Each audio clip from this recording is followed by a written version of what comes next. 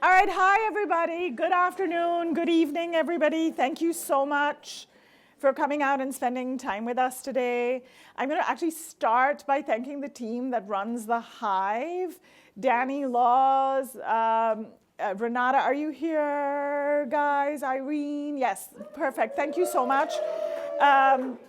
It is a very heavy event time of year, and nobody feels that more than the folks at the Hive. We have been in full flow on logistics and other things. It also feels like we host a happy hour every evening, which is a very interesting thing for work. I also want to start out by thanking our co-hosts this evening, the William Penn Foundation, who are very deep co-investors with us on many of the guaranteed income projects that we are in, so thank you. I actually know this is a crazy time of year for everybody. Something happens to people in May and June where every event seems to be these days.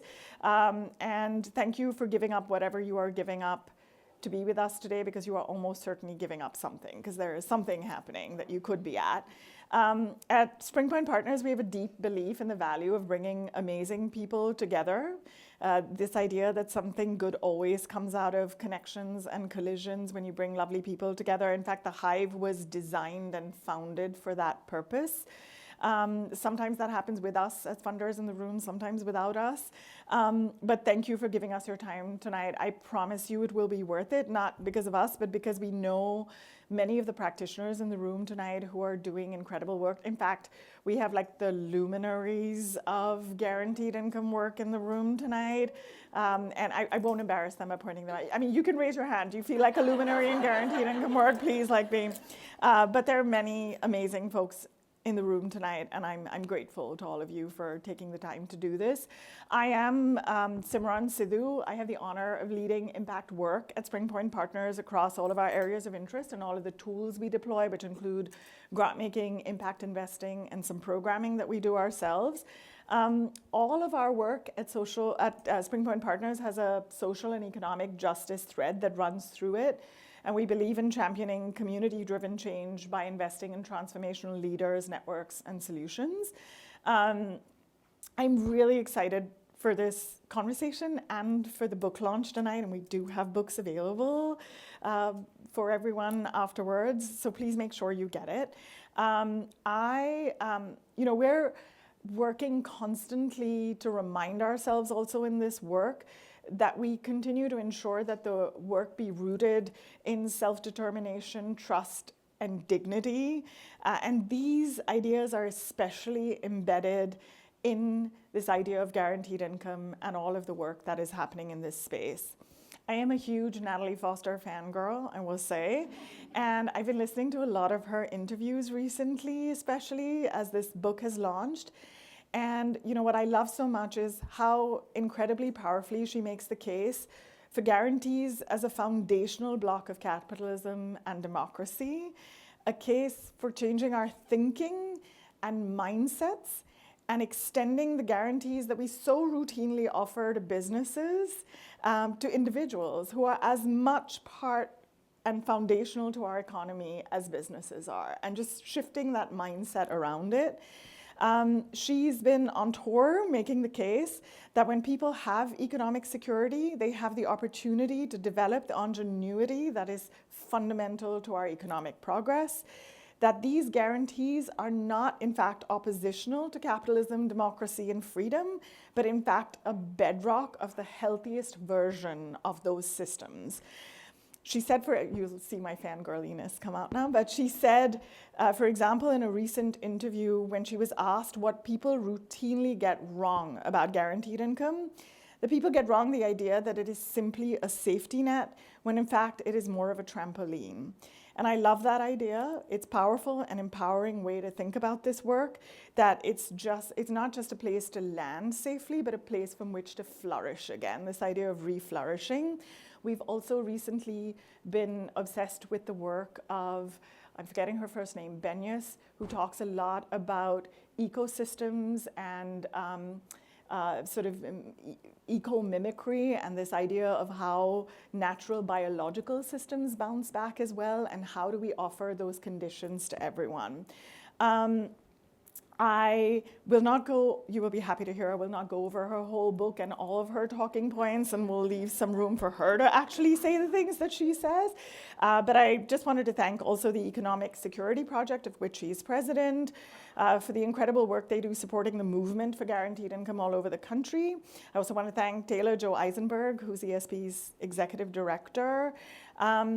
And first, though, I'm very excited tonight. My main job tonight is to actually introduce practitioner leaders within this movement who are doing the work across different sectors in housing, childcare, and to improve the early life outcomes for infants and their mothers. We are proud to support this visionary work of leaders, and I'd love to welcome them to come up and tell you a little bit about their projects. So Nia Coxum from Philly Joy Bank, Rachel Mulberry from PHL Housing Plus, and Natalie Renew from Homegrown and the Thriving Providers Project. Also, just a quick reminder that we will be recording this session so other people can listen to it later, including folks that you may want to share it with later. Let us know. Thank you. Thanks so much.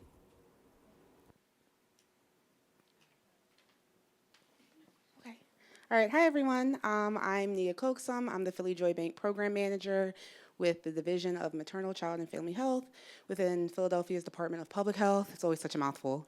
And I will tell you guys a little bit about the Philly Joy Bank, which we are so excited because it's launching in a little over a week finally. But for those of you who aren't familiar, the Philly Joy Bank is our guaranteed income pregnancy pilot program where we'll be providing 250 pregnant people with $1,000 a month beginning in their second trimester of pregnancy and through their child's first birthday, so for a total of 18 months. In addition to this monthly guaranteed income, folks will also be offered voluntary support such as financial coaching, benefits counseling to understand how this additional income could possibly affect their benefits. And then they'll also be offered perinatal supports through our own internal division of doula support, lactation support, and then home visiting. And other than this program being cool all the way around, what I also love about it, I mentioned that we can only provide the money to 250 participants. It is a pilot program, but even those who apply who aren't selected to receive the money will also be offered those voluntary support. So, they're not getting the monthly income, but they're still being offered other supports to help them. The goal of the Philly Joy Bank, as was previously mentioned, is to improve birth outcomes among our most vulnerable populations. Philadelphia has the second highest infant mortality rate, which is defined as the death of an infant before their first birthday per every 1,000 live births. And the goal of this program is to really provide, these pregnant people and their families the autonomy and dignity to, use this money as they see fit because people know what they need best. So we're not telling them what they have to do with it. There's no, restrictions, no work requirements. We're not asking them to recertify at any point. They just have to be eligible at the time of application. And then in terms of eligibility requirements, participants need to be 18 years or older. They need to reside in one of three neighborhoods: Cobbs Creek, Strawberry Mansion, or Nicetown, Tioga. They have to be currently pregnant in their second trimester, specifically between 12 and 24 weeks. And then they have to have an annual household income of $100,000 or less. And we chose those three neighborhoods because they have the highest percentages of very low birth weight, which we're using as a proxy for infant prematurity, which is the leading cause of infant mortality in Philadelphia. I also like to highlight that this program is community co-designed and community co-led. This idea came out of the Philly CAN, the Community Action Network, which is a collective impact coalition that has the goal of decreasing, eliminating racial disparities in infant mortality. And it's a multi-sector partnership that has a variety of stakeholders, so community organizations, hospital systems, community members, most importantly, that we refer to as lived experience experts. And then we have those same lived experience experts from the CAN on our Philly Joy Bank Steering Committee who really help drive this whole program from the beginning. So everything from our branding colors to the questions on the application to our website, which is actually launching tomorrow. The website will be phillyjoybank.org. But our lived experience experts are really at the core, and they're compensated for their experience. They're valued their expertise and their lived experience is really valued, and I'm proud to say that we do a very good job at that. I'm trying to think if I missed anything. Also want to add that, this isn't a research project or evaluation project, but it is a pilot program that is being evaluated, but even our evaluation is voluntary. So folks, have the option to opt in once they're selected for the Philly Joy Bank, though they will also be compensated for their participation in the evaluation, but by no means is it mandatory. Communities of color often have a history of being over-researched and over-evaluated, and that's something that we really, didn't want to replicate, but we still want to be able to get the information we need to advocate from a policy standpoint, but still minimize that risk to participants. So I mentioned we are launching, applications will open on Monday, June 24th. We are having a community launch event Saturday, June 22nd at Smith Memorial Playground. So please feel free to come out and join us. Thank you.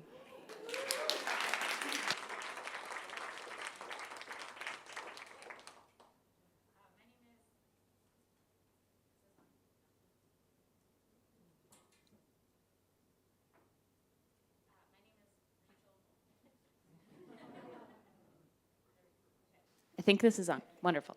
My name is Rachel Mulberry, and I'm with the Philadelphia Housing Development Corporation. We're the nonprofit arm of the city's Department of Planning and Development, and really excited to share a little bit about PHL Housing Plus. It's not a streaming platform. It is, in fact, guaranteed income pilot supporting people to cover their housing costs and also meet a lot of their other basic needs. So we started making payments in September of 2022 to 300 households randomly selected from the Philadelphia Housing Authority's wait lists, either their housing choice voucher wait list or their public housing wait list.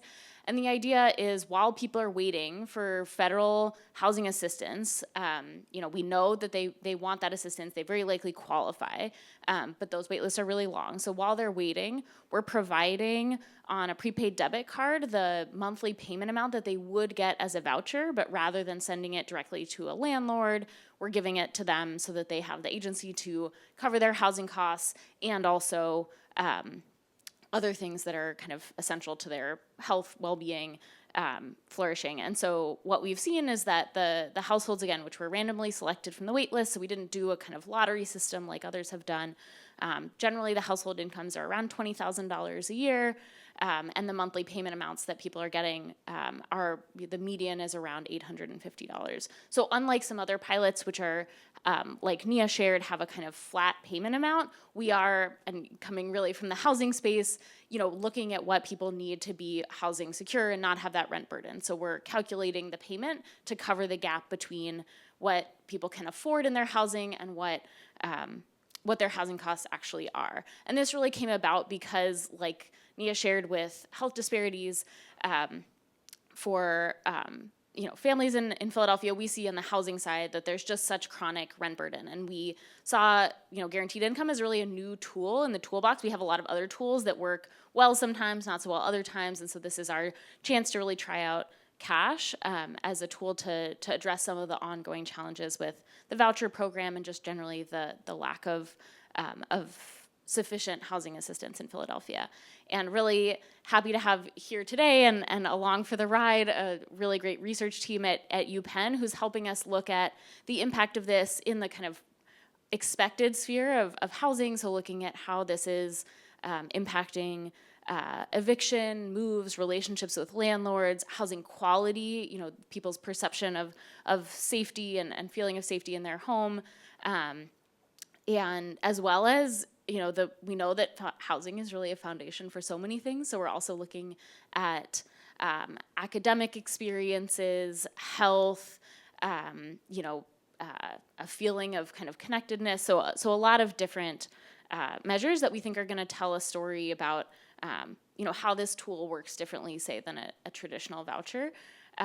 So we've been making payments for over a year and a half and are starting to see some really exciting indicators. We have another year plus to go before the pilot ends and are really, starting at this moment to kind of think about what a longer term, local program might look like, as well as some of the federal implications for the voucher program. And we're really happy to be in conversation with HUD and with other kind of federal partners, as well as with groups across the country that are thinking about how they might also kind of try out this same model.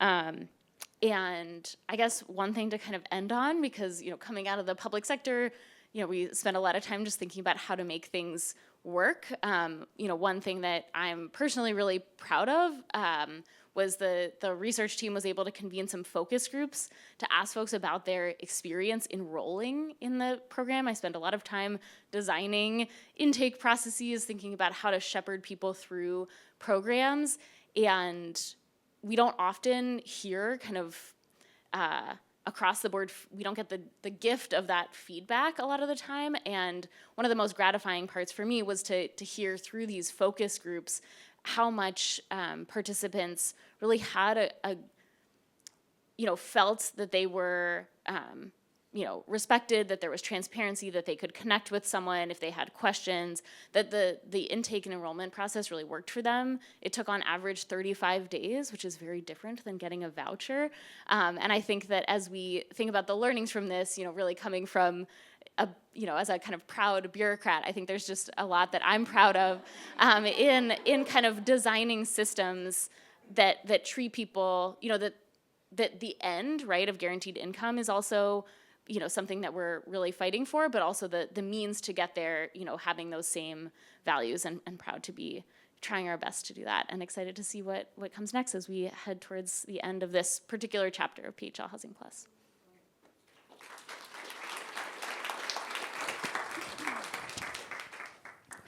Hi, everybody. My name is Natalie Renew, and I'm the Executive Director of Homegrown. We are a collaborative of funders, childcare providers, and caregivers that seek to ensure that the rich and diverse continuum of home-based childcare providers and caregivers are visible, valued, and well-resourced. And when we think about home-based childcare providers, we're thinking about the small business entrepreneurs that we call family childcare, but we're also thinking about the many different caregivers, grandmoms, aunties, Joan, who's cared for generations of young children in her community, that step up and step in for families who need childcare. While doing the essential work of building brains and loving and caring for young children, early childhood education workers and childcare workers are some of the lowest paid professionals in our country. And among these workers, home-based childcare providers are the lowest compensated, many of them going unpaid for the work that they do. The insufficiency and the volatility of their income is largely driven by the fact that they serve families whose incomes are insufficient and volatile, and therefore they often find themselves in financial precarity, and that undermines the stability of care for families of young children. The Thriving Providers Project is a first-in-the-nation pilot that is designed alongside caregivers and providers to direct guaranteed income to diverse home-based childcare providers. Providers receive unconditional, unrestricted cash payments. They vary in size based on the location for 12 to 18 months. And we essentially are leveraging the best practices from the guaranteed income space to try and address the stickiest and most entrenched issue in early childhood education, which is compensation of our workforce. This is a multi-site national pilot. We have some pilot sites that are coming to completion, so we have some early learning about how this direct cash is impacting home-based childcare providers. And we are really excited to see that cash is reducing material hardship. It is reducing income volatility. It is improving housing stability. Providers are allocating additional dollars out of their household to spend on quality materials and experiences for young children to gain additional training. And providers are also spending more quality time with young children in activities like reading and singing. We hear from providers that their relationships with community organizations are strengthened and that they are far more likely to continue in their role as caregivers as a result of this program. The Thriving Providers Project is intended to be a policy demonstration project, and we are really seeking to reform the childcare subsidy system and the way that we compensate childcare providers for the work that they do. And so we are really excited to see some early wins coming out of our partner in Colorado. Earlier this year, the governor just signed a tax credit for caregivers, which will give all care workers in that state $1,200 a year. And that includes both licensed home-based childcare providers as well as these informal caregivers, grandmoms, neighbors, and others that are doing this work often unpaid. So really excited to start to see some of the policy wins that projects like this can support. Lastly, I want to share that we, with the support of Vanguard and Spring Point, have a pilot in the great city of Philadelphia. And about 2 weeks ago, a group of 45 childcare providers in the city started to receive cash payments, and this is the first of 2 cohorts that we will be deploying in the city. So really excited to share with all of you what we learn from these cohorts in Philadelphia and what we continue to learn from others around the country. Thank you for including me.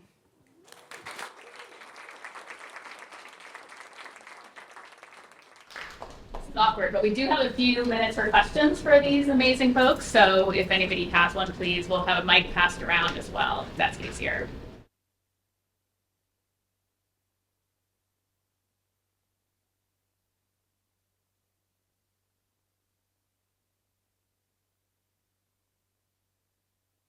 Hi, yeah, I'd love to hear the origin story of the late Joy.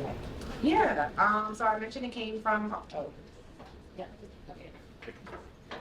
so I mentioned this idea came out of our Philly CAN, the Community Action Network, which has the goal of eliminating racial disparities in birth outcomes. And about 3 years ago now, they underwent a strategic planning process to really determine how they could revamp their approach to addressing infant mortality.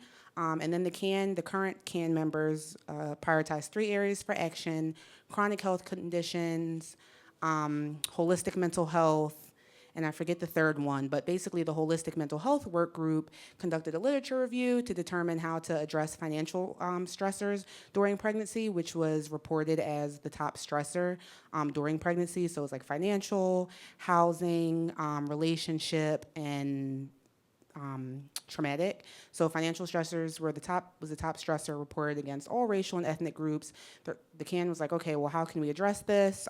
They landed on guaranteed income as the idea and just, ran with it from there. So the Philly Joy Bank is actually modeled after Abundant Birth Project, which is another pregnancy guaranteed income program in California. And that program is specifically for Pacific Islander and Black birthing people.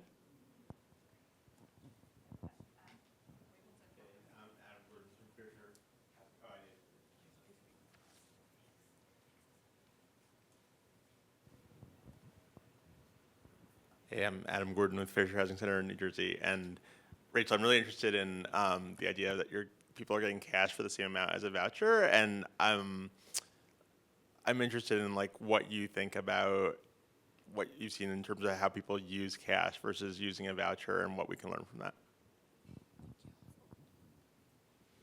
Yeah, so I think we'll have to kind of put a pin and come back to exactly how people are using the cash. But I think the big difference, right, is that the cash can both accommodate the reality of what types of housing and how people find and keep housing, right, in Philadelphia, in ways that the voucher narrows the options that people have.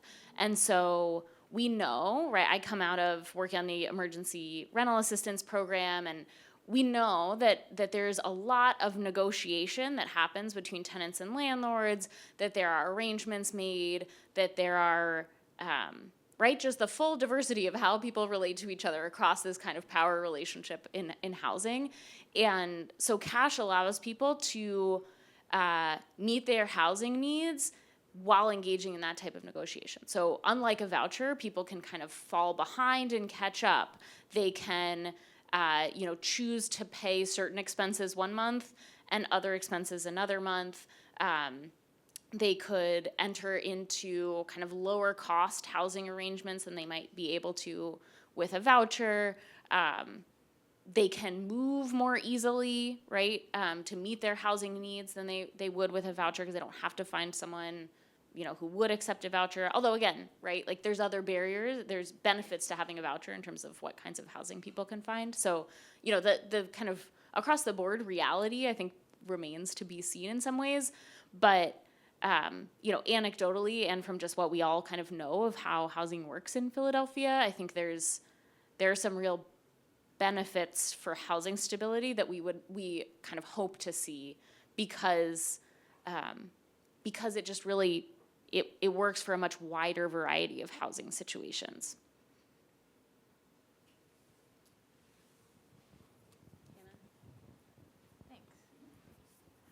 I really appreciate hearing about the work that you guys are doing here in town. It's really exciting. One thing that I was reflecting on is that during the first part of the pandemic, like millions of people across the country got checks, like got money, like for that they could use for all kinds of things, that they could use for paying down debt, that they could use for participating in the economy, and that gave them a lot of options. And we're now seeing, and we ended child poverty according to some statistics during that time. And then that money went away, and we're seeing like a revert back to a lot of the challenges. So I'm curious about the work that you're doing is extraordinary, but after those 18 months end for the Joy Bank or these kinds of pilots end, what is your thinking about how to maintain either that economic resource or to make the argument for making sure that everyone can get those resources? How are you guys thinking about that? And how can, a major philanthropy like Spring Point or other organizations help scale what you're doing? I can start. So thinking about offboarding for participants, like you said, okay, you're getting this extra money for 18 months, but when that 18-month ends, then what? Folks will probably already be used to receiving this extra $1,000. But one of our voluntary supports that we're offering is financial coaching. And participants, of course it's voluntary, but participants will be offered that in the very beginning once they're enrolled. And then our navigator, we've hired a Philly Joy Bank navigator who will be basically the liaison between our office and our participants to help them apply, enroll, connect them to those voluntary supports, troubleshoot any issues that might come up with receiving their payments. But at some time period, we haven't exactly determined when yet, but before participants are slated to receive their last payment, they'll be offered that financial coaching again and connected with a financial counselor so that they can prepare, for that income to stop. And then thinking of a more long-term solution, one of our advocacy and, policy goals is to utilize existing maternal and child health funding to be able to use that for guaranteed income payments. So things such as Medicaid dollars, other maternal child health funding. Currently, there are stipulations that it can't be given directly to participants. So that's one of our advocacy goals, is to be able to change that to utilize that existing funding so that it can go directly to the pregnant population. Yeah, I think I would just really build on what Nia was sharing, that I think all of us in different ways have policy targets that are not one-time payments or not short-term payments. Folks generally use a voucher for between 6 to 8 years, not for the kind of 2.5 to 3 years that we're providing this payment for. And so our goal is not to make the case that actually people just deserve kind of a short-term payment, but really they deserve support and that kind of trampoline that was mentioned for a much longer period of time. And we know that folks in Philadelphia face rent burden not for 1 year, right, but for many, many, many years. And so I think, again, that's the kind of importance of linking our model to the voucher program and to thinking about how could we adapt or learn and apply, new ideas or approaches to a support or a model that really is longer term and is not about a kind of short term pilot. Yeah. I would just add that when we think about the longer term policy implications, we're thinking about two big buckets, which is sufficiency, which is really we need political will to get more money into the systems that we care about, but also stability and the very unsexy ways we get money into the hands of people who need it, when they need it, and how they need it.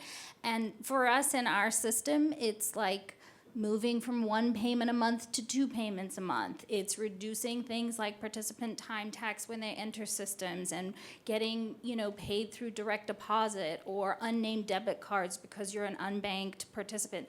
So I think there's like the big, how do we get more money into the system, but there's also a lot of nitty-gritty, bureaucratic cogs that need to turn so that when folks can access these dollars, they can do it in a way that is easy, accessible, and affirms their dignity in decision making.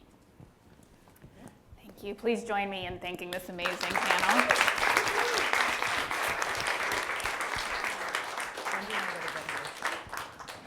All right, Natalie, we're up. Good evening, everybody. My name is Joanna Viscera-Joyan, and I am Senior Program Officer for Social Justice here at Spring Point Partners. It is my absolute honor and privilege both to work with the folks that you just heard from as part of our social justice focus area here at Spring Point, but as pertains to this conversation, to be in partnership with Natalie Foster, as you heard, co-founder and president of Economic Security Project, and author of this amazing book that is larger than life here on our screen. Simran is not the only fangirl. I share that with her. This book has been on my nightstand for the past little while, and you are in for a treat when you pick it up on your way out, because really it's a seminal work. It is a roadmap for us, and we'll get into a little bit what that means and learn more about it. So welcome, Natalie. Please join me in welcoming Natalie.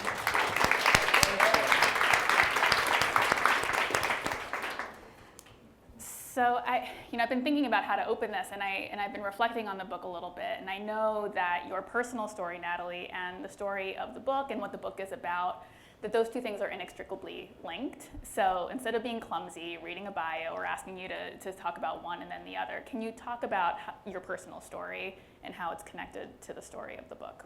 Absolutely. But first I want to say thank you. Thank you so much to Spring Point and William Penn for hosting this tonight. Thank you all for coming out on this gorgeous summer evening. And Joanna, when I met you, I thought, this is a woman who gets like the big picture and the practical. And it just couldn't be more true. So thank you for the work you do in the world. I'm so excited to be in conversation with you. I grew up in Kansas, the daughter of a preacher. And preachers' kids make good organizers, is what I've learned. I discovered organizing in college, and I was trained at an early age to bring people together around shared purpose, to be optimistic. I thought a lot about love growing up, and in college, I invited the most social justice-oriented Christian theologians I could think of to campus. And one of them was Cornel West. And he would say something that really shaped me, which was, justice is what love looks like in public. And I thought, I get love, and I want to get justice. And so would really focus my work on justice. I think of myself as an organizer. I spent many years using technology to bring people together, organize around economic ideas, and realized I didn't just want to protest the outcomes of the agenda. I wanted to set the agenda. Who got to set the agenda? I wanted to know. And so started Economic Security Project now 8 years ago with Taylor Joe Eisenberg, our ED, who's here tonight with me, and Dorian Warren of Community Change, who's co-president of Community Change, and Chris Hughes, who's a Facebook co-founder. And we started a small project, and it's really grown over the past 8 years, and just came from Detroit yesterday, where we held our third ever gathering called Guaranteed Income Now. Was anyone here there? 1, 2, 3, 4, 4, 5. Okay. It was, Amy, okay. Amy Castro-Baker, an early guaranteed income researcher. It was so cool because it was 300 people who came together from around the country who were all doing exactly what we just heard. Changing their communities, reshaping what's possible in the United States of America. So That's not what you asked. You asked about my origin story, but my origin as of yesterday is just that I'm feeling really inspired by that work. Thank you. And I think in terms of yesterday, the amazing convening and what we've heard of so far, that's a focus on guaranteed income. But the book is about more than that. So can you talk to us a little bit about what the other guarantees are that you are calling for in the book? Yes. This book is arguing for the economy that we deserve here in the richest nation on earth, in the richest moment in history. It's saying we can guarantee a floor, not a ceiling, but a floor for everyone, regardless of race, religion, or zip code. And that's possible in the United States, which, I was always told that's not possible in the United States. That's for like Scandinavian countries or, other. No, it's possible in the United States. It's not pie in the sky. In fact, it's starting to happen. And I argue in the book that we've laid the groundwork for the guarantee economy over the past few years. As Hannah talked about, there were checks sent to every household in America, checks sent to every parent in America. They didn't have to stand in line. They didn't have to sign up for an inspection. They didn't have inspectors come to their homes to see how they were spending it. They just got checks. And that is a guaranteed income. We had the National Guard mobilized to put free vaccines in people's arms. We made COVID care free. Right? That is a taste of what a healthcare guarantee would look like in America. With housing, we bought hotels and we moved the unhoused in, right? We gave people a room of their own with a key, getting us closer to a housing guarantee. So we've laid the groundwork. I look at family care, I look at college education. I look at 7 more as examples of what's possible rather than the 7, but more examples of a framework that should make up the next American economy, and I argue is actually underway today. And speaking of examples, one of the things that I so appreciate about you, Natalie, and about the book is how people-focused it is and the storytelling that you do. I had the honor of sitting next to Natalie on a bus on, Tuesday? We went to Flint, yes. and Today's Thursday? I think today is Okay. Thursday. So I'm told. And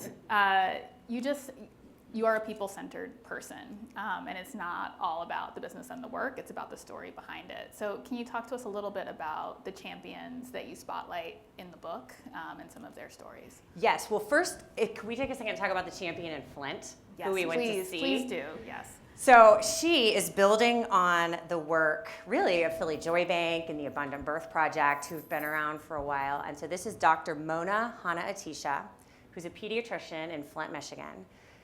You may know her for sounding the alarm on the Flint water crisis. And she runs a clinic in Flint. And so over the years, she's come to realize that the prescription kids need is to eradicate poverty. And one of the ways we can eradicate poverty is to give the moms a check. And so she has raised money and figured out a TANF workaround for all the bureaucratic nerds. What did you say, Rachel, a self-professed, proud bureaucrat? Yes. For everybody who thinks about TANF and the safety net, they figured out how to put money into it from the state of Michigan. And so every baby born in Flint will receive a check. The mother will receive a check, prenatal and postnatal, for years to come, and proving what a child tax credit, which is how you would put that into policy, would look like in America. And I just think pediatricians are such good communicators, right? They're used to communicating to the little people and to the big people about life-threatening things. And so she just breaks it down. Yeah, so compelling. Yeah, I'd be curious what your thoughts are, having been there and seen her in action. Well, the way that she talked about the social determinants of health, and actually just being there, I wish we could show a picture, but the clinic is co-located in a beautiful farmer's market. And there was conversation, and I think they actually are, not only giving prescriptions for cash, but prescriptions for healthy food that people can then go directly from the clinic into the farmer's market and get beautiful, fresh fruits and vegetables and other foods for their families. And the visual of that is so powerful. I think we hear about the Flint water crisis, we hear about the poverty there, and the picture that gets painted, if you haven't been, is one of despair. And there was so much hope and there was so much joy that was palpable in just a very brief visit, and the visionary nature of that co-location and the way that a pediatrician can tell the story from a water crisis to ways of eradicating poverty in her patient population. So absolutely remarkable. Yeah, I think that's exactly right. And I think I tell her story. The thing is, she's not singular. There are people like her all over this country doing that kind of work. Rachel, Nia, Natalie all talked about what's happening in Philly. And so I guess one more I would like to lift up that are in the book, two more, just sticking on the theme of guaranteed income, is Mayor Michael Tubbs in Stockton, California, and Dr. Aisha Yandaro in Jackson, Mississippi. And it was about 8 years ago when I met Mayor Tubbs. He had just become one of the youngest mayors in the country. He was, I think, the first black mayor of Stockton, and he had just left Stanford and had been elected. And he'd read Dr. King's last book, Dr. Martin Luther King Jr.'s last book, and had sort of written in the notes, guaranteed minimum income. That's interesting. So we sat next to each other at a conference. My team had been researching the idea. We'd gone to Alaska, where Alaskan residents receive dividend payments annually. That's money with no strings attached, given directly to the residents. We looked at Social Security. We looked at a number of cash transfers around the world. We thought, for this to really happen in the US, we need a city to try it out. And we thought at the time, just one. And so sat next to Mayor Tubbs at a conference, and he said, I want this to be Stockton. And he did it. He would launch the nation's first mayor-led pilot. Around that time, Aisha Yandaro in Jackson, Mississippi, would launch a pilot giving $1,000 a month to black mothers in Jackson, really centering the racial and gender justice conversation in her work. And these two pilots would open source their playbook. They would invite others in. We would learn that people are healthier. People actually visit the doctor more because they are able to go to the doctor. They feel less stress. And this idea would replicate across the country to 12 cities, 40 cities. And now the three you heard from tonight are 3 of 150 pilots that are happening around the country in 35 states, red states, purple states, blue states. About 50,000 people, by our back of the envelope math, are participants in guaranteed income programs. And these are really showing the way of what the future of social policy could look like in America. And since we're sitting in Philly, I'd be remiss not to say these things have been studied down to the core by Dr. Amy Castro-Baker, who's here with us and has started the Center for Guaranteed Income Research at Penn, who are doing the evaluations on a number of these pilots across the country. Yeah, thank you. Yeah. So you mentioned the future. You do a beautiful job in the book of grounding us in the past and in the present. We have the present in the room with us in the form of examples and incredible work happening on the ground here. But let's talk about the future. These are uncertain times. We had a convening of some of our social justice partners earlier today, and we're feeling a little wobbly here in June of 2024. So what do you see, Natalie? Help us sort of prophesize a little bit, if you will, about what is coming down the pike and what you see as the future of the economy that you're calling for in your book. It's a big question. I know. Joanna. Sorry. No, but it's probably the most important question of this moment. There's no question that we're facing very significant headwinds. The march of authoritarianism is here. We saw that in European elections just last week. Our freedoms are being rolled back in so many places. But I think the thing that's important sitting here in June of 2024 is that there is no foregone conclusion in November, is the number one thing. No matter what polling you see, no matter what prognosticators say, it is the hard work of organizers that are going to determine this election on the doors, in the streets. And that is all done by donations, by people showing up. That is going to determine, down to the block level, right, the future of so much of this in our country. So it is still a choice that we have. And to me, what's at stake is really the contest of the future. If you zoom out, I think that for the last 50 years, we've had a very clear economic story. You can call it trickle-down economics, neoliberal economics, but it's basically total faith in the market, zero faith in government, and people, pull yourself up by your bootstraps. That's the story that we've told my whole lifetime. And in 2008, it was clear that the trickle-down emperor had no clothes, because we would hit housing crisis, a foreclosure, financial crisis, and we would bail out the banks, and we would leave Americans out to dry. Right? 10 million Americans lost their homes. Black and Latino families lost half their collective wealth. And that really, we've been in transition since. And we have seen, if you told New Yorkers in the 90s that Donald Trump would be president, they would have laughed at you. But then there we were.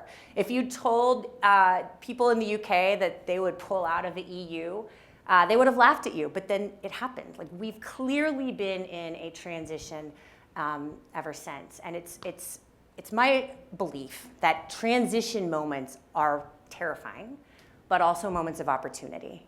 And that what is in front of us now is to build an economy that actually supports families, builds the freedom, right, an interconnected freedom we know is possible in this country, builds the stability that our democracy needs, right? Democracy requires people participating in it, being able to show up, being able to trust institutions, and that requires economic stability. So all of that is actually possible. We've seen some of the early stages of it, but our economy is like a house. It is something we build, right? And we've just built the floor. We're just getting started. So, what the whole house looks like is something I hope the next 40 years, right, when our children look back on the big economic trends, that they'll say the beginning of this period is what we're living through, and that something profound came from it. Yeah, something profound came from it. And as we wrap, and I could keep talking to you about this for a long time, but time marches on. We want to open up for questions. Great. But what would be your call to action to the folks in this room? We've got researchers, we've got funders, we have practitioners and bureaucrats. Building on what you just shared and looking at the next 40 years, what should we leave here today with? Well, I think one thing is this idea that hope is a discipline, that it doesn't always come easy or naturally, and some days we wake up and we're scrolling and we're like, man, it's real bad. But that our future generations require us to have hope, and that it's a discipline. That is a Mariama Kaba quote that has been meaningful to me. And the second thing is to join something. I assume many people here are involved, but there's no way we build this guarantee economy alone. We build it through organizations and through building power. And so join something. And if you're a funder, fund the organizations that are building power. If you're a bureaucrat, set the table for the organizations who are building power. Thank you. Yeah. All right, y'all. We want to make this a bit of a conversation if we can. So please chime in with your questions, and we'll have a mic going around. Thank you. Hi, Natalie. Hi, Beth? I'm also a proud bureaucrat, but I can't spell bureaucrat still. No, too many vowels. So one of the things that I've seen so many of these guaranteed income pilots across the country, and it's been so exciting to see their outcomes. But I feel like at the same time, we're not paying enough attention to Social Security, right? So in Philadelphia, from 2018 to 2022, the number of kids on SSI has decreased by 20%. Social Security Administration is a disaster, right? They have no staffing. Their phones didn't work for months. And I think we'll probably see also in the adult population also a decrease in SSI. And so SSI, Social Security is a guaranteed income program, right? It's the most effective anti-poverty program we've ever had. But I don't see the same kind of advocacy around strengthening, bolstering, and expanding that as a way towards getting closer to the vision. And I'm just curious about why you think that might be, or is it not a good political strategy? Just kind of what you see in that space. Yeah, I love that question. I see a lot of excitement around Social Security. I track Social Security Works as one organization that's doing a lot of advocacy around it. But I hear you that it doesn't have quite the energy and that it should. I think that's a really important thing to name. I actually nerded out for a second writing the book and looking at how Social Security was created, because I think it should be instructive to us right now. We had no Social Security in that period of time, and there was a doctor living in Southern California, Dr. Townsend, who was looking at all of these older people who'd moved to Southern California to retire, but the Depression had wiped everything out, and so they were living in abject poverty. And he's like, well, this doesn't make sense. This is terrible.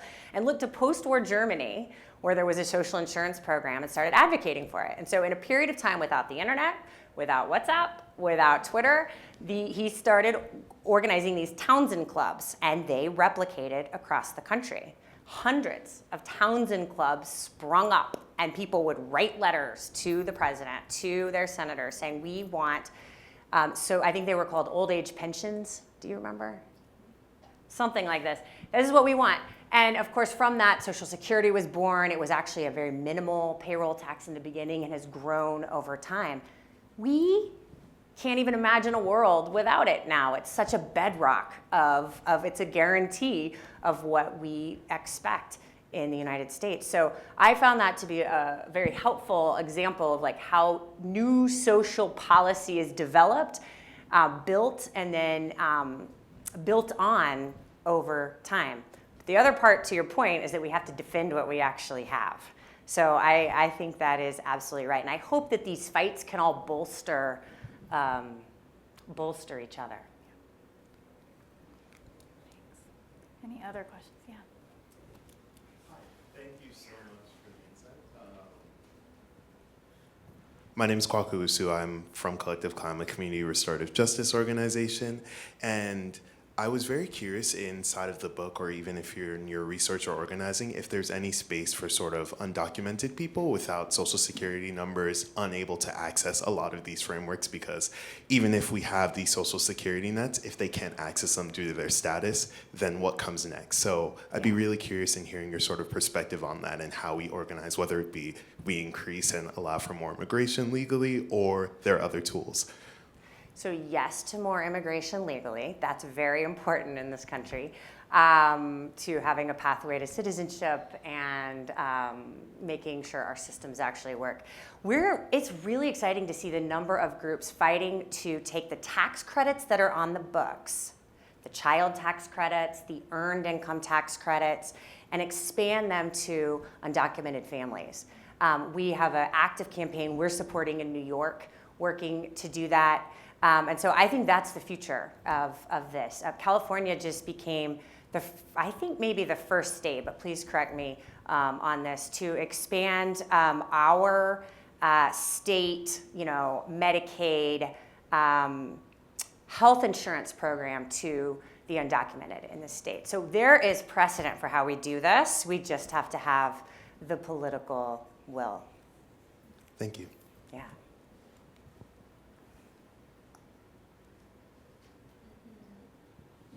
Hi there, Tina Wall from the Barra Foundation. I think when we're in these rooms, we're often with people who think in similar ways as us. So I'd like to ask you, what do you say to the contrarians? What do you say? I mean, my ears perked up when Simran said, this is the bedrock of capitalism. You know, what are the talking points we need for folks who aren't on board? Yeah. Well, I do.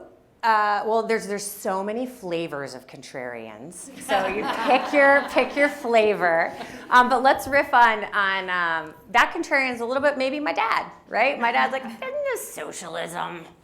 And I first of all, I'm not sure isms totally serve us because we live in, a world that is rapidly changing. But I do think of this as an evolution of capitalism, and found the idea of trampoline capitalism to be a really inspiring one that you can talk about in rooms with my dad and business leaders and others who are thinking, who hold a lot of power in society.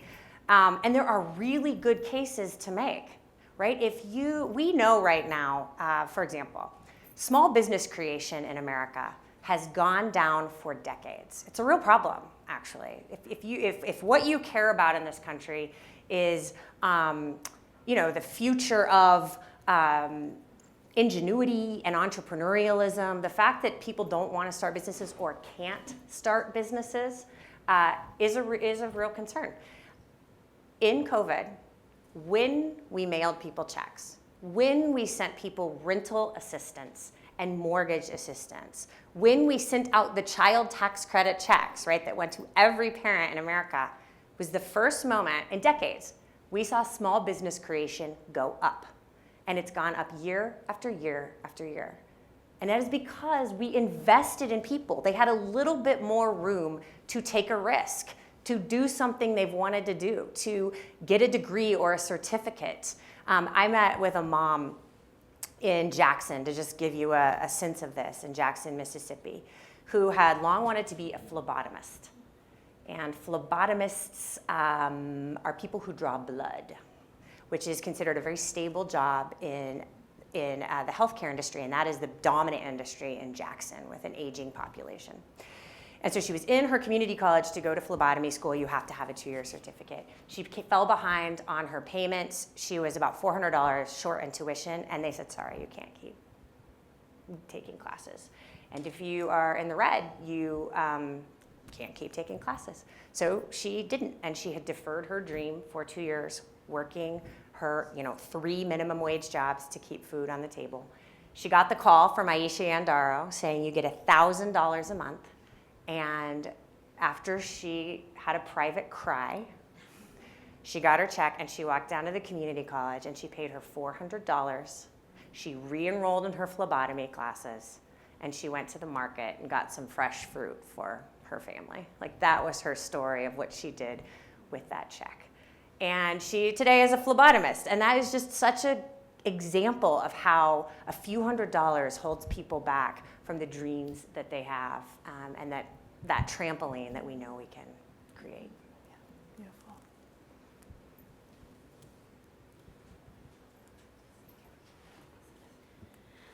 I know one of the things that's giving me, we talked about hope, and one of the things that's giving me hope right now is seeing the resurgence of workers organizing themselves into newly kind of militant and ambitious unions.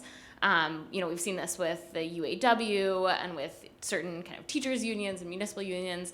And I'm curious where you see the power of this kind of shifting from a series of disparate, although mutually supportive pilots into a kind of reality, and whether you see a connection there for the kind of bargaining and disruption that organized workers can bring about, whether that theory of change includes or how it might include labor. It's a great question. It is an exciting moment for the labor movement right now. Unions are at an all-time high in terms of popularity. People are recognizing the role that they play in balancing a democracy. You have new leadership at SEIU, April Verrett, the first Black leader of the huge service employees union. And you have a president who walked the picket line with Sean Fain, who's speaking truth out there to power. And boy, is he, I feel like we're living in an age where we have union leaders like the ones we read about in the history books, you know, who really forged the New Deal. And I think that we're walking amongst those giants today. So I'm optimistic about that, though it is still, you know, a big challenge. In the book, I track a woman named Michelle Miller, who's a West Virginia native, spent time at SEIU, was a filmmaker, and went to work at change.org. And are you familiar with change.org, the petition platform? So she saw workers were using that platform to come together, and but then they would be disparate, right? They would lose contact with one another. So she thought, let's build an organization to support workers who are outside of unions, who are in industries that are not unionized, to find one another. And so they launched coworker.org. And we have seen thousands of, the story that they tell is Starbucks baristas, so this is like 10 years ago, started a petition about tattoos. It was not okay to have a visible tattoo at Starbucks. This is the kind of thing that traditional labor union would say, that's not important. Let's just focus on wages, let's focus on benefits.